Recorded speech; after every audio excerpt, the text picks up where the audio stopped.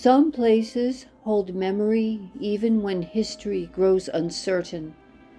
Glastonbury is one of those places. Long before it was called a town, it was an island, rising from the marshes, wrapped in mist, shaped by story.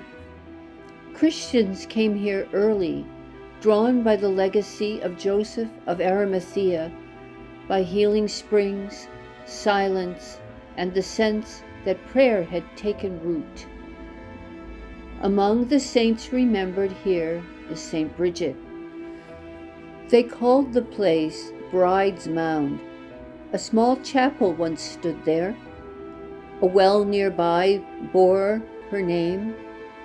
Whether she stayed for a season or only in the devotion of those who loved her, Brigid belongs to Glastonbury. She understood places like this, places where the boundary between earth and heaven thins, where water rises from the ground and the hills listen. The monks of Glastonbury kept her relics. Pilgrims crossed fields to pray where her presence was felt. In time, the stories faded, not because they were disproven, but because the clamoring world grew louder.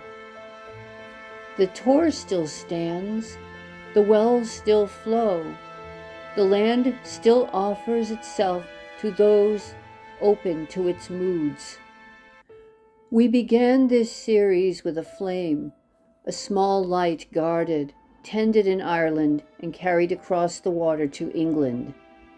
What remains are wells and ruined chapels, monasteries dissolved, and stories dismissed through exile, reform, silence, and survival. Again and again, what seemed extinguished was only hidden. Ireland kept the flame, Britain kept the memory. Saints are not relics of a vanished age, but are witnesses to a way of seeing. Across these 5 episodes, we have traced not nostalgia, but continuity. A Christian imagination shaped by land, by poetry, and by suffering. What was planted here did not die. It went underground, and it waits, not just for the past to return, but for hearts willing to see it again. The Empress card in the Holy Grail Tarot is Brigid, Druid princess and saint of the Catholic Church, strongly associated with the Virgin Mary.